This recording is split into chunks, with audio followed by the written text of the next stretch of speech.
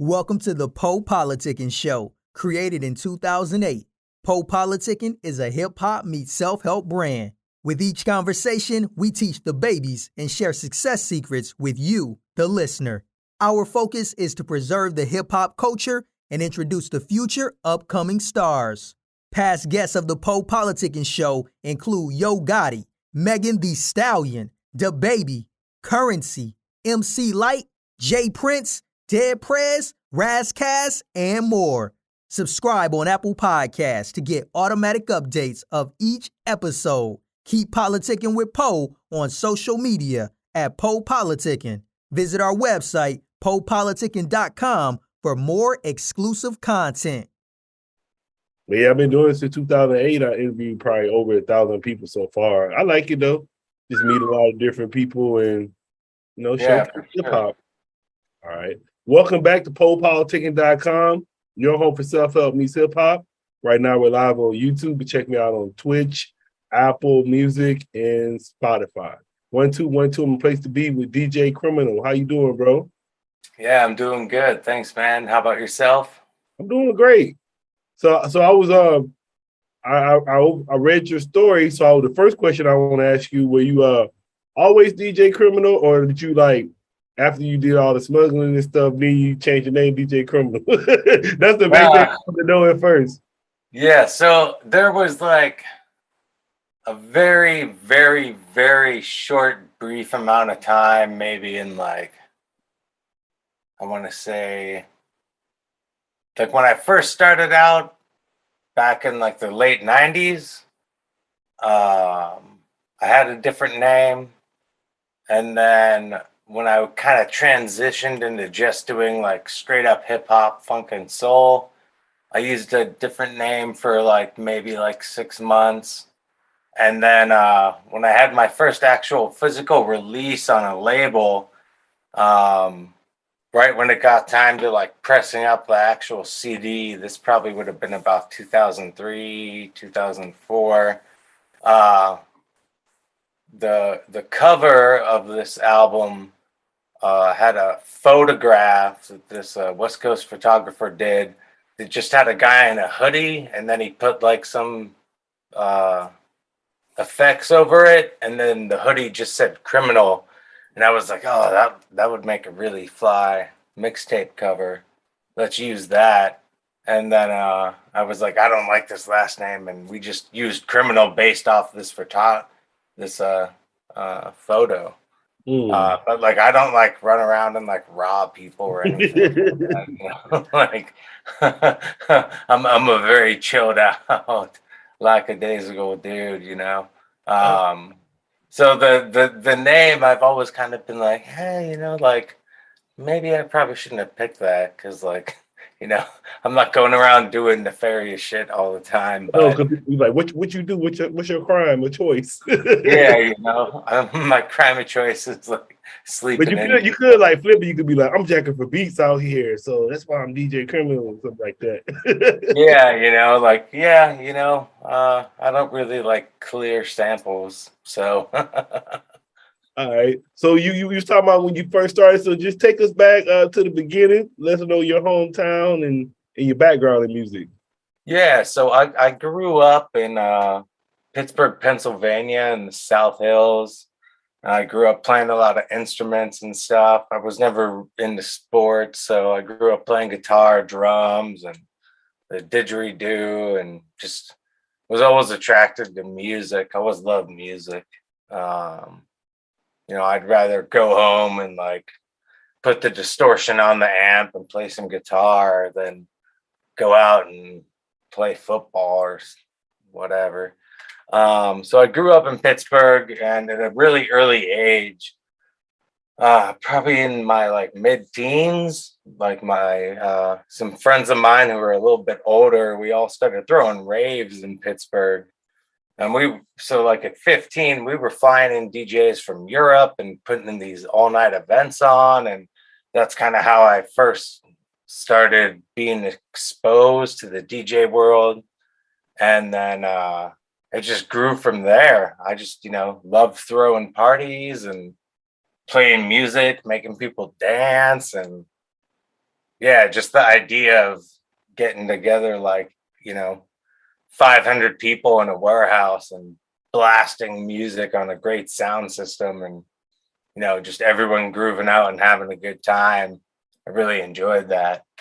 And then at the later years of my high school days, that's when I really got into hip hop. And then I moved to Florida and went to school there for sound engineering. And that's when I started to kind of really focus on scratching and hip hop. And then I moved to Minnesota for about 4 years. And that's when it like really took off for me with like just compiling, getting that record collection in. And those were probably my like largest days of digging. Just finding the record stores, getting the stuff no one else had. I mean, I guess I kind of did that in Pittsburgh too. Like, if there was a new single coming out, we'd go to the record stores and, all our friends would want the same single. So we'd have to tell the record store owners, we'd be like, make a note on this order, like, must ID before purchase, just so our friends couldn't go in and jack the record we wanted and stuff. And that's kind of what led me up until about 2004. And I just got kind of sick of the cold and where I was living in Minnesota. I knew some friends that had lived in Thailand and they said it was great. And there's no winter over here. I mean, it's hot as hell, which isn't always great, but there's no snow. I hate snow. So man, you did all that. You could have just came to California. Yeah. I hear the state taxes there are pretty fierce. It's pretty. It's good. It's pretty good over here. Yeah. But so no, that kind of brings. I was going to ask you too. I was going to ask you. So, you saying when you got into hip hop? So, what got you into it though? So the first hip hop I remember hearing was in the early '90s, and it was Beastie Boys' Paul's Boutique. And I remember I really liked the samples on there, and I remember the song Eggman. Really like that one. And there was a line on there, we all dressed in black, we step up around the back. And it was just something I could really groove to. And then like I grew up in the South Hills of Pittsburgh, so it was kind of like suburby. It was like the suburbs, I would say. There wasn't like sidewalks and shit, but I mean, I would kind of classify it as the suburbs, I guess. Like my backyard was Pittsburgh, but so like I never really identified too well with the gangster rap shit. Like I didn't get into that until I was a bit older. And then the first hip hop show I ever went to was a Jurassic 5 show, probably in the late 90s or early 2000s in Pittsburgh. And just after watching that show, those guys just put on a hell of a performance.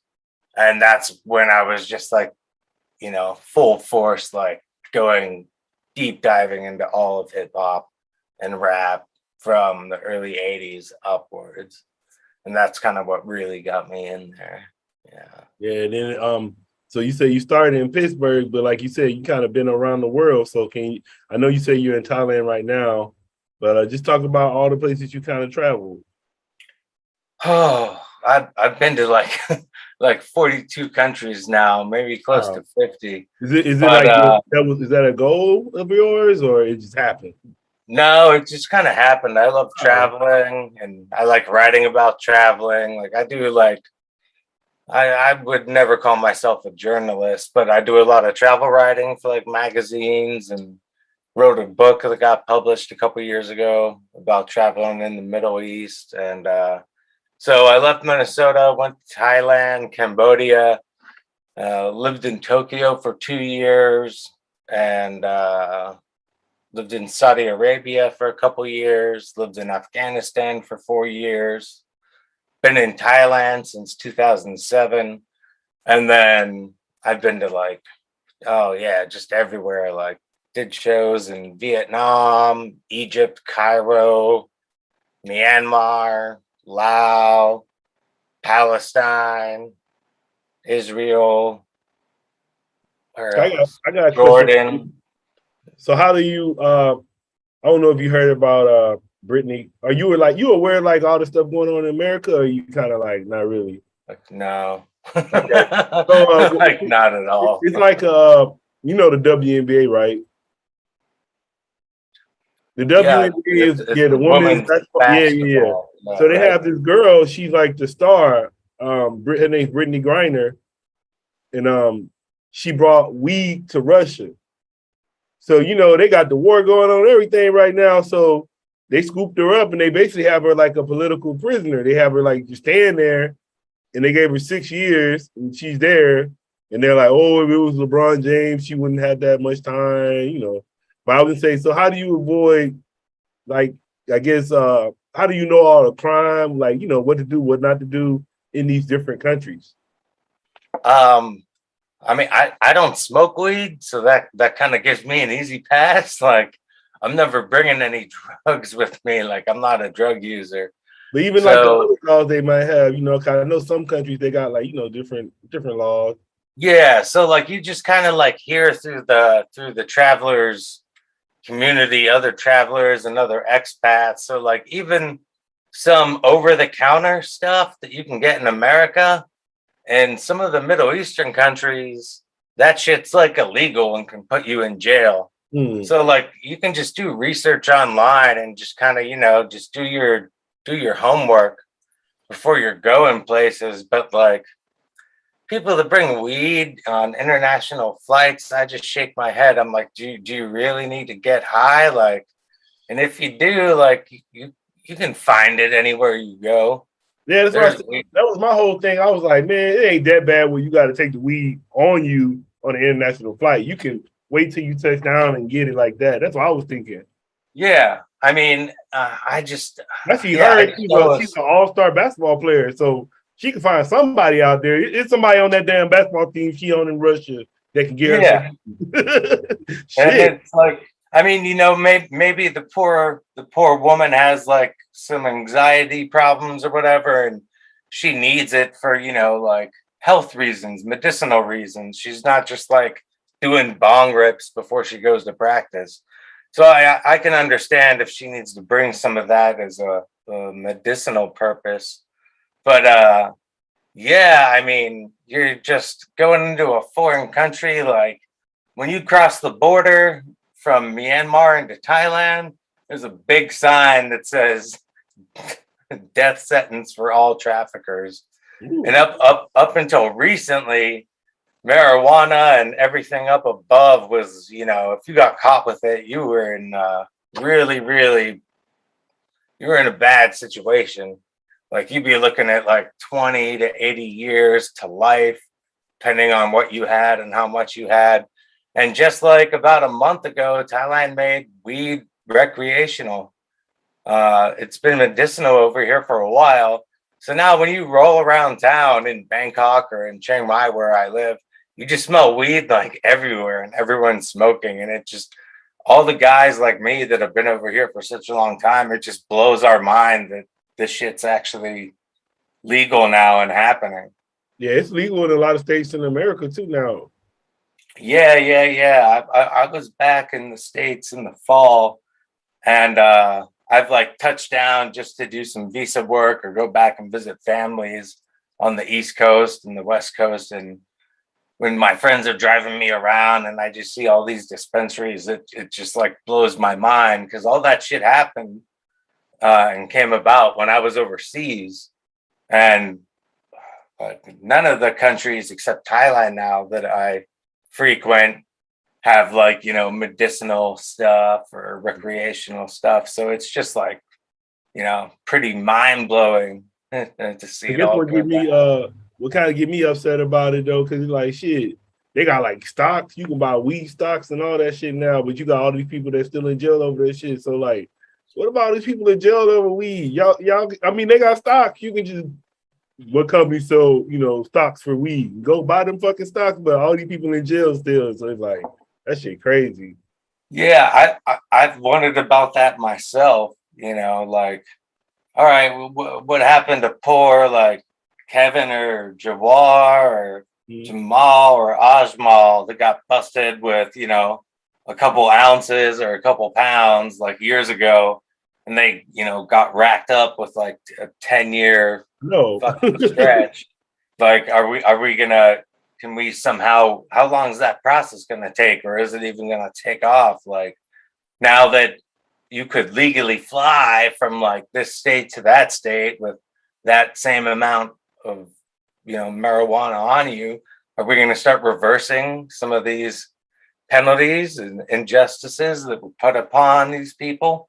I don't even know if anyone's doing anything like that, but I hope that it's happening. Like, reverse sentences and get some of those people out that don't need to be in there. Yeah, all these non-violent offenders that are just, it's like making someone rich. Then I look at it like, man, like what about then you got the pharmaceutical company? They can sell the drugs that have all the side effects that the weed got, but they want you to take the drugs. The weed's illegal, so it's like, man, they playing. So I'll what's up? Pharmaceutical companies are the biggest drug dealers on earth. Mm-hmm. But then we was kind of talking about you was talking about trafficking and everything. So I kind of wanted to go into your album, the Smugglers Candle LP. So I read the story. I saw that's crazy. I was like, you got a crime journalist on your album. But so he says it's not just music to smuggle to, it's music that's been smuggled. But I don't know what he mean. I'm trying to figure out what he mean, like smuggle to, like I gotta hold it like this.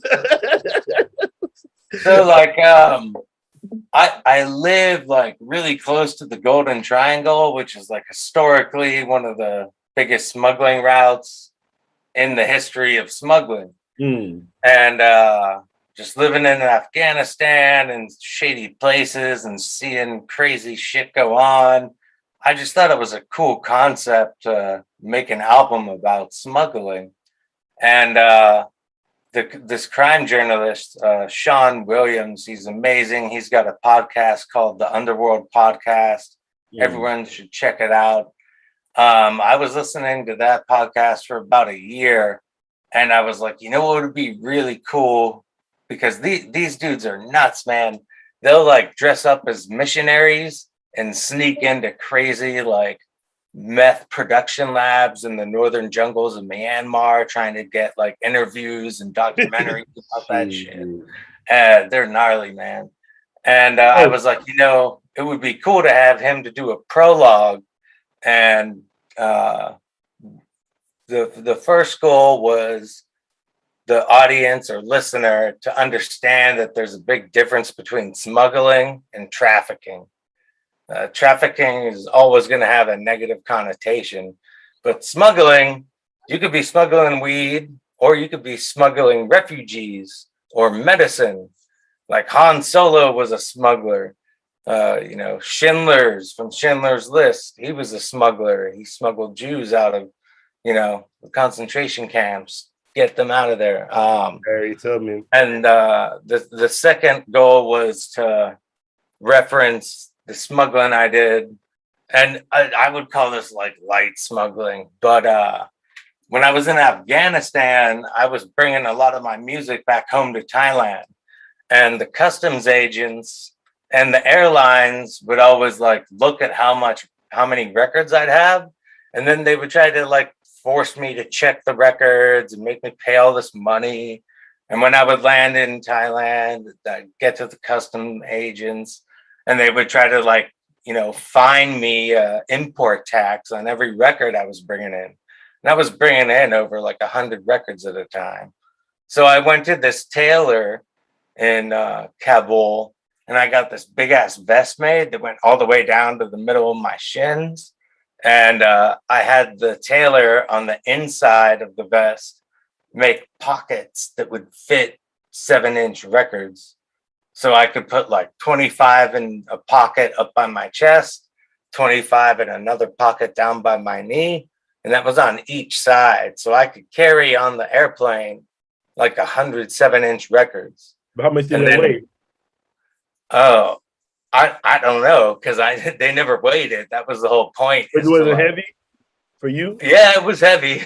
Once I made it on the plane, I'd fold it up and take it off and put it up top. But then whenever I would land wherever I was going, I'd take it out, put it back on, and wear it. And I just kind of looked like, a fat man when I would be walking through customs. But I'd always get the records through, no problem. So I technically, like, the word smuggle comes from this old Germanic word where it just basically means to bypass shitty taxes that countries are imposing on you.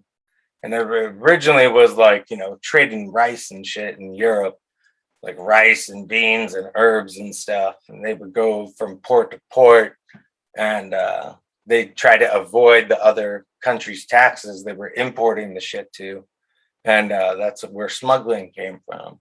So I just got sick of paying the airline fees and these corrupt custom agents, because they'd see like one record and they would be like, oh, we're going to say that this is $25 and you have 100 of them. So that's this much. And we're going to make you pay like 30%, just corrupt custom officials all over. And I just got sick of paying that shit. So I got that vest made, and that's how I would just get my record. Why would they charge that much money for you just bringing in music? Just to, get some tea money out of it, And they do that to all the people. They do that, not just for records, but if they see like, oh man, like when I first brought turntables into Southeast Asia, they wanted like $2,000 for me to just bring it into the country. They're I guess they know you're gonna make some money, I guess, so they want their money. They look at that. Yeah, exactly. They're like, oh, you're gonna go in and sell these. And it's like, no, I'm not, but that's their excuse to try to get their money out of you. So you gotta, throughout the years, like all the DJs I know over here, and just people that buy cameras or like drones and shit, everyone has to figure out a way to try to bypass this. But I guess like, so I'm looking at it like, well, how you talking, but then at the same time, man, like just even here, like they usually got taxes for even like here. If you want to get a drone and you want to have a business, you got to go to school, get a license. They tax you for everything. So it's kind of like, they do the same thing here. Everything you want to do, you got to get a license or you get taxed on it, everything. It ain't nothing really you could just go do for free. Yeah, America is a very expensive place. Yeah, I was like, damn, I went in for insurance one day and this girl was sitting there with a drone. But I'm studying for the drone, taking a test. Yeah. I was like, damn, what the fuck? I was like, you got to go to school for that? You got to go to school to use a drone and get a license for it? Yeah. I can't rock with the States too much. It's just so expensive there. I was back there last fall in 2021 and January 2022. And man, I got a couple of questions. So I hope I want to ask you about. But first, I want to talk to you about the what you were saying, because you was like, I ain't no journalist. And then I was like, yes, you are. But then like I was thinking I ain't no journalist either, because like how you said that guy, they dressed up like missionaries and go to the meth labs and the jungle and all that shit. I was like, I ain't doing all that, and I'm not doing no war journalism. So them like, to me, them like the ones that actually go into the where is that? Them like the real ass journalists, because they put their life on the line. Like the ones that they go to the fucking crime mob right in the crime house interviewing them. Yeah, it's just right here. It's just kind of like a hobby for me. When I was living in Saudi Arabia, like my mom called me or emailed me, and she was like, the Pittsburgh Post-Gazette or the Pittsburgh Tribune Review, they're looking for expats that are living abroad that can like create articles about what foreigners in certain countries think about Americans. And I was just like, all right, like, it looks like something to do. So I wrote up like one article and sent it in. And they were like, "Can you get us pictures?" And I was like, "Yeah." And then they paid me for it, and I was like, "Oh shit, okay." Keep writing. All right, you guys want some more? And they're like, "Yeah." And I'd been to so many countries, so I just started like busting out interviews and stories about all these places I had been to, and I had pictures, so they published them all and paid me. And I was like, "All right, this is cool." I got some beer money for the weekend and stuff. And then I was living in northern Afghanistan for a little bit up near the Himalayas, this place called Mazar Sharif. And I had always wanted to get a book published. I'm not like obsessed with like being a writer or anything. That's why I say I wouldn't call myself a journalist. Mm-hmm. And this publishing company out of Singapore and the UK were like, "Yeah, we want to publish the book." And they did. And they published the book, and they're asking for a couple more. And yeah, I'll write one once I get this album out of the way. Next year, maybe I'll start writing another one. But yeah, like I think it would be an insult to a real ass journalist to call myself a journalist. Like, I just kind of do it as like a side hobby. Whenever I have time and I want to write stuff, I'll go and do that. Then I want to ask you, so you was talking about it's expensive in America. I will ask you, so how much does it cost? Like, give us a monthly, how much it costs to live where you're at right now? Oh, I mean, it kind of depends on your lifestyle. Like, do you want to live in a condominium that's got a pool and a sauna, or do you want to kind of live, in the lower economic areas of the country? But you want to be like the middle class. Yeah. So like example, like I'm sure in Cali, do you guys have that place called Jamba Juice? Yeah. So like how much would you say if you go in there and get like 2 smoothies, how much would that be? Shit, it'll probably be like $20, to tell you the truth. Holy shit. Yeah. So like out here 15 at least for sure. So like I go to this one organic juice spot every day. That's my lunch. So like yesterday I went like full on. I got 2 shots of wheatgrass. I got 2 shots of ginger. I got 2 shots of Brussels sprouts. And then I got 2 shots of turmeric and ginger. And then I got I think it was a 75-gram protein banana choco shake. And then I got a detox juice. And all of that was $8 for both of them. For all of it. So it was like 2 of them. Yeah. So it was like one big ass thing of juice that had a bunch of stuff in it, 1 protein shake, and then like 6 or 8. What was it? 2, 4? Yeah, 8 like ginger shots that you would take. Yeah, that should probably be like out here. That should probably be about $30-$40. All them shots. Yeah. So I mean, like saying normal, like you just get a normal one. It should be about $8 for the normal one out here. But if you getting all the extra shit, it's gonna be about $20 a cup. Yeah. So it's super cheap. Like there's people out here, expats, Westerners, and they'll live off of $600 a month. What's that? But they're living in like a small little box with a fan. They're only eating street food. But like roughly, like for Westerners, their salary runs, if they're working over here, from like maybe anywhere from like $800 to $1,600 a month. And they're living pretty fly, they're living in a nice place, security guard, pool. What's the XPath? What you say? You said XPath? Expats, expatriates. It just means like a foreigner living in another country. Expatriates, that's what they call it? Yeah. That's what I'm saying too, man. I know a lot of vets, like, especially if they get like, their disability pay from the military, shit, they go out there, man, they're gonna be chilling. Oh, yeah, yeah. A lot of vets out there, right? Probably be some people out there that's veterans retired and shit.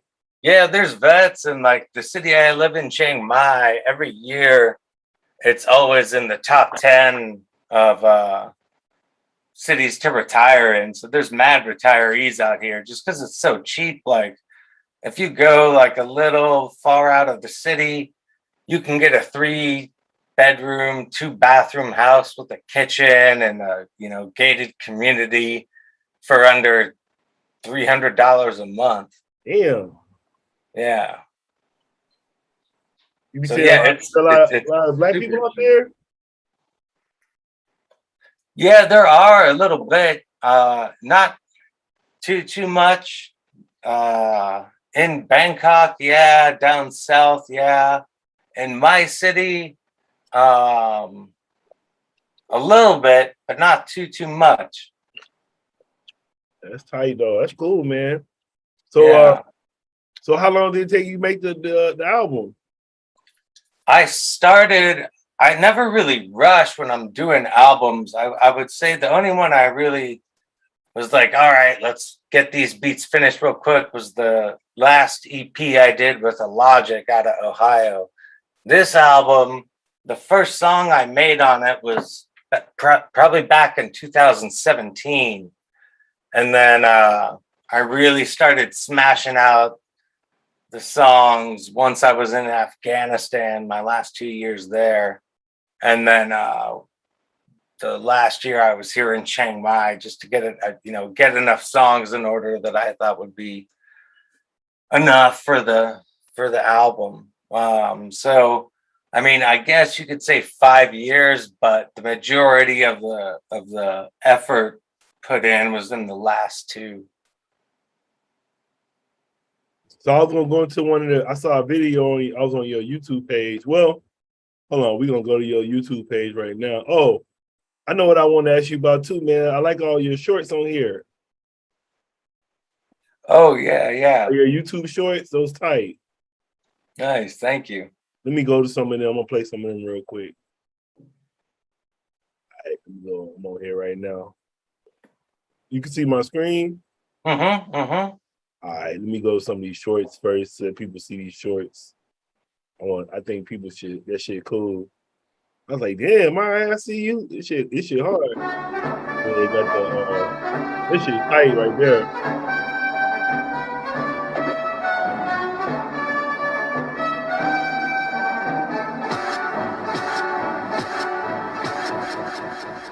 Where's my money?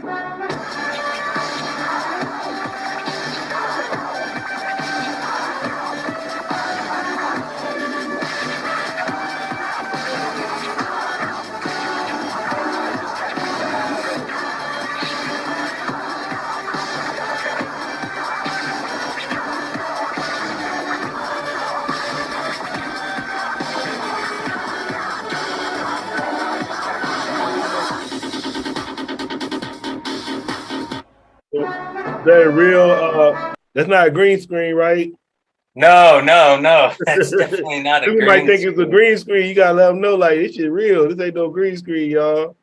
Yeah, that one was crazy because have you seen the movie Indiana Jones and the Last Crusade?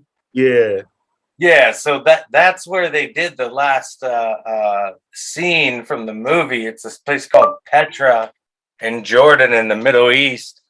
And I was like, all right, I was sponsored under Raiden. They do these portable scratch faders. And I just started going to crazy places and making videos of me scratching with their stuff. And then they started sending me gear and they were like, yeah, the crazier the spots, like the better this relationship will work out. And I was like, word. And my friends and I were going to Jordan on vacay. And that one area of Petra, it's called the Treasury. And you can go down on the bottom floor and they light it up and it looks dank. And there was like a lot of people around on the ground floor. So I didn't want to like bother them on their trip. And I had seen photos of people looking down on this area, right?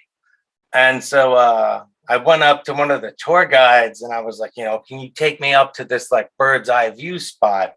He's like, yeah, but we got to go on horseback and it's kind of a gnarly ride. I was like, well, all right, let's do it. Like how much? And he's like $50. I was like, all right, yeah. Let's do it. So we got on horseback. I had my gear in my backpack. We went up on these crazy mountains through all these Bedouin towns and shit. And, you know, halfway there, I got off the horse because there was like, you know, very high hill slides going down. I was not trying to die on a horse to make a scrap. But, you know, it took about an hour and 20 minutes and we finally got to the location. And so like the sample that's used in that particular beat is from the Indiana Jones movie. And I was like, oh, this will be great. You know, I have the like actual last location on set that the camera's looking in the backdrop. And I just searched on YouTube for like Indiana Jones remix songs and then found that one. I was like, all right, fine. Like, yeah. And then just like did the scratch routine. That one actually got, when Raiden posted that video, it got like 46,000 views in the first week. So I was pretty happy with that. Yeah. Okay. All right. So what video did you want to play, like far as with the music? So the latest two videos I got, the first one was It's Easy with Barfly. That was filmed in Nepal, Kathmandu. And then the second one was Mountaintops, which Blueprint directed. And I got Blueprint, Slug, and Jennifer Charles on that one. So which one you want us to play? Up to you, man. I'll let you decide. All right. Me, my mo. I'm gonna play the shortest one. This one's shorter. I play it's for the newest one. Yeah, it's new. Yeah, that's the latest one that's dropped.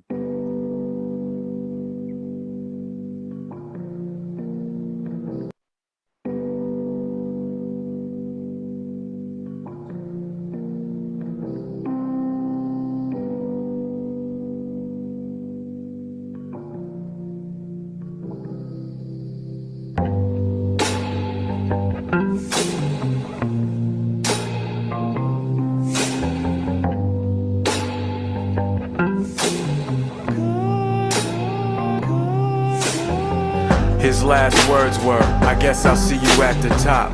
The tone was indifferent, but you could tell he never stopped until he got it back. Every second that he lost, he'd spent his time much wiser since he knew the cost.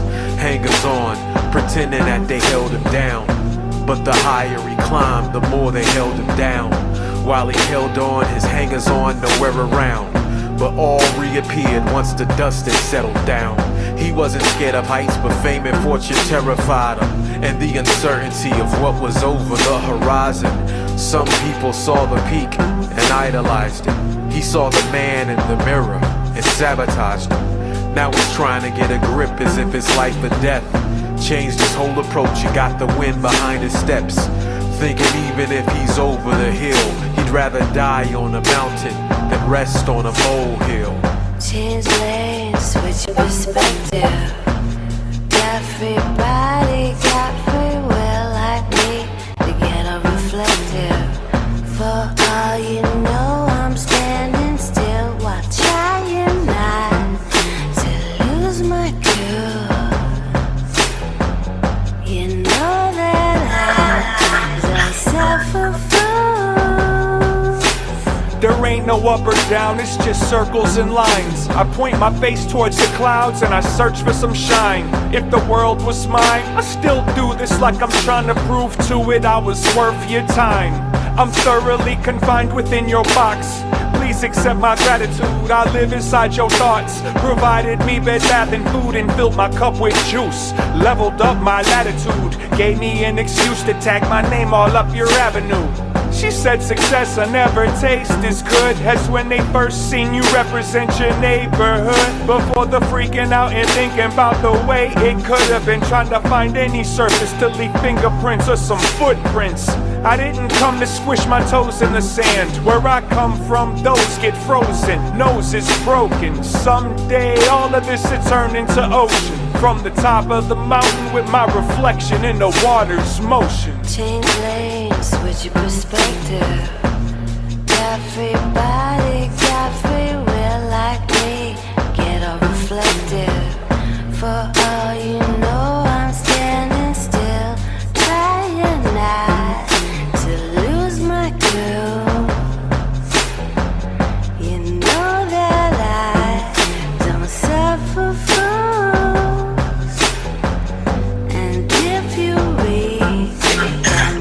mountain peaks. Perhaps you find it's no longer what you seek. No, it's no longer what you seek.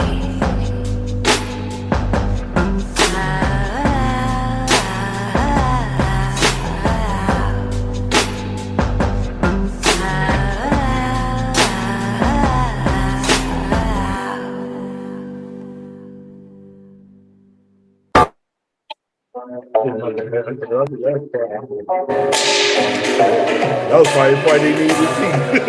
Oh shit! Let me put that back on so you can see that part. Yeah, I said that video was got. Let me play that part so they can see it.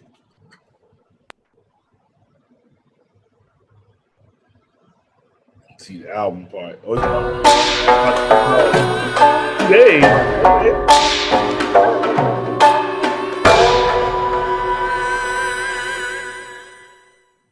So it's dropping in 2 days. Yeah, it's gonna drop on the 26th. If I could be close to it all, I know. Yeah. People can get it off my Bandcamp for free. It'll be on all the streaming platforms, and there's a small label out of Seattle called Tape Joke, and they're gonna be doing a drop of some physical products next month, early October. The physical products are gonna be cassettes, hoodies, and then a couple other surprises I can't talk about. A short limited run, but yeah, so there'll be physical product out there come early October. There's a website called Smugglers Candle that's got a countdown right now. So if the peeps are interested in getting some physical product, they can get it from there. But the album's free. I wanted to make sure that the people can get the music for free. Yeah. Why you want to put it out for free? I get really just to get more people to listen to it. I'm not tripping on. I've never really been like, all right, I need to make money from music. Maybe in the next couple releases, I might put a price tag on there. But just trying to build more of a fan base. And I think if the music's free, you're gonna attract more people to listen to it. They're more likely to download it. And yeah, I don't know. I've just never been I want to actually sell this. The physical products, the bundles that are coming out, they're pre-orders that, that's going to cost some money. But as far as digitally putting it out, I just wanted it out there free so I can get as many listeners as possible. Yeah, I said that video was sad at first. At first it looked like he was about to stop rapping, but then I see he started back at the end, so it's cool. But it was sad at the beginning. I was like, damn. Yeah, it's a sad sample, and the concept for that song had a really dark concept at the end. Because I'd spent time in Nepal, and I really love mountains and stuff. And when I approached Blueprint and Slug about the concept for the song, there's this unfortunate scenario that happened on Everest, where this young dude who wasn't an experienced climber and got the cheapest Sherpas to take him up the mountain. When he got to, I don't even know if he made it to base camp 3, but the dude passed out and was dying, right? And there's people going up and down the mountain passing him. You go to the bathroom. But no one could stop, because if they stopped to help him, take him down or up, they'd be risking their lives. They don't got enough oxygen to carry, a 180-pound dude with them, nor do the Sherpas. You're taking the max amount of weight that you can already. You're already in death zone elevation. So the original idea I approached them with, I was like, there was a big controversy in the mountaineering community, I guess you could call it, about should people have stopped and tried to help this dude or not. And I kind of wanted them to be take one view of each side. Yes, they should have. No, they shouldn't have. and somehow make a rap song out of that. And Ew. and so that kind of morphed into what the song became, which was just kind of like overcoming obstacles. Yeah. So what happened to that song? I mean, it just kind of turned into mountaintops. Like the main idea just kind of, you know, transformed along the way to, you know, we can take that kind of idea and just do a slight different version of it, you know. I come up with weird ideas for songs that, you know, some of the weird shit I see over here. And yeah, sometimes the idea just flies and sometimes it morphs into something different, which can turn out to be quite better a lot of the times. But like, for instance, there was this one song idea I had, and it was about sweatshops. And I was doing this gig in Bangkok where I was working for this, like, what was it called? I forget the company's name. It was like a day job I had for a while. And we would basically do like mock interviews with Thai people that were trying to get jobs overseas. And we would have like debate classes with them.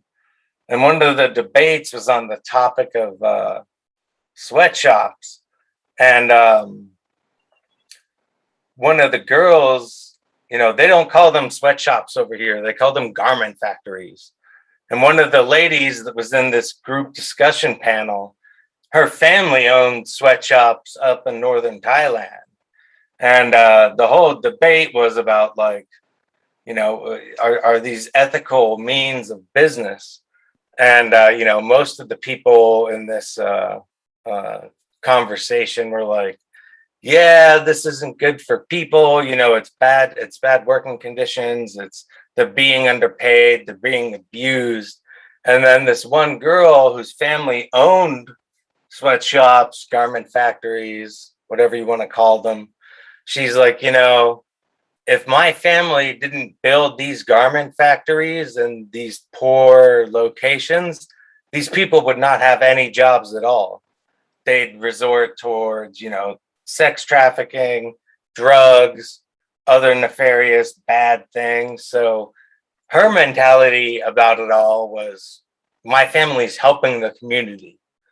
Whereas like most of the Western mentality would be like, these are sweatshops, these are terrible. So I thought it would be a cool song idea to have like 3 rappers do a verse from like each viewpoint, like one viewpoint from like a Westerner that's like, you know, this shit's bullshit, it's bad. And then the other verse would be another viewpoint from the garment factory owner who thinks that, you know, they're an angel, they're helping the community. And then the third verse would be another rapper from the actual worker's viewpoint. So yeah, sometimes I come up with these weird song concepts that sometimes work out, sometimes don't. Yeah, because I guess when you look at it like, shit, are they getting underpaid? Because if the country, like you said, the cost of living is lower, that means the pay is going to be lower. Yeah, like the average salary, last time I looked it up in Thailand at least, was anywhere from 8,000 to 17,000 baht, which is like 220 to like